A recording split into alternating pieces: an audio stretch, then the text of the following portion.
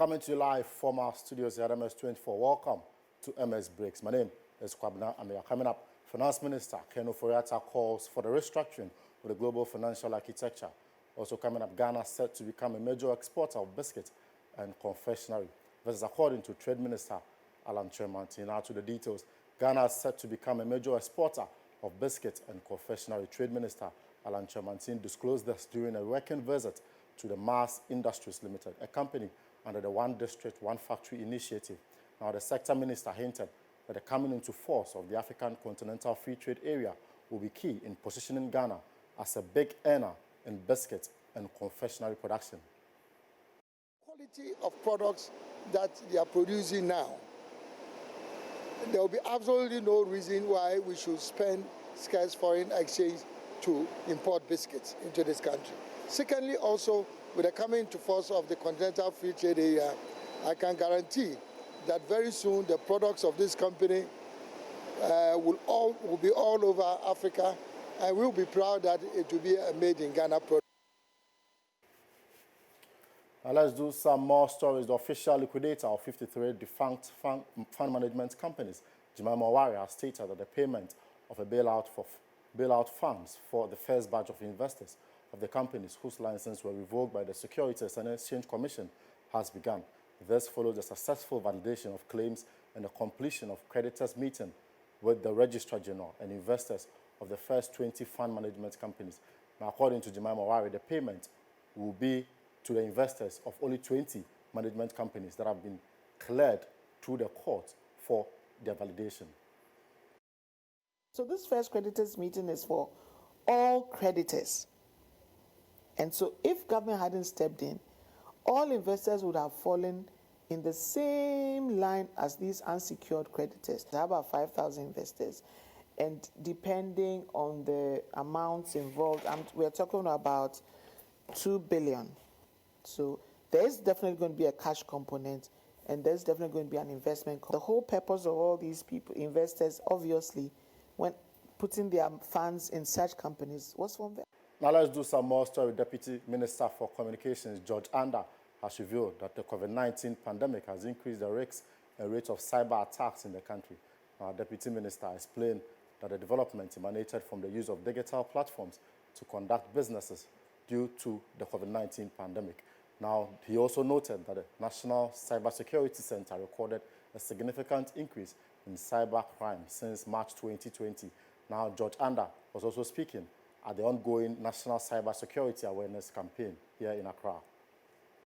As more people take to digital platforms to conduct their businesses and enjoy services, the government is not oblivious of these risks associated with the increased interaction on our digital space.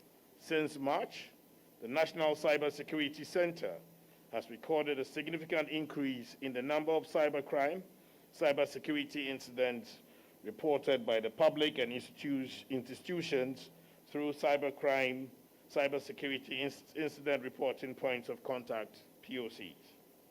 Prominent among these incidents are phishing, malware, and denial of service attacks, amongst others.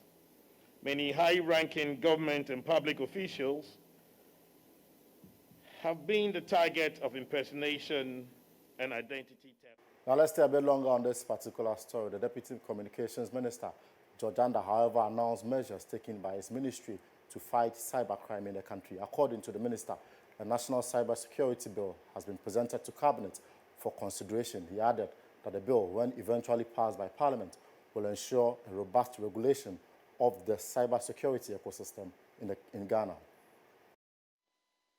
In addressing some of these cybercrime, cybersecurity issues, which have become more prominent in recent times, the Ministry of Communications, through the National Cybersecurity Center, has presented a cybersecurity bill to Cabinet for consideration and enactment by Parliament.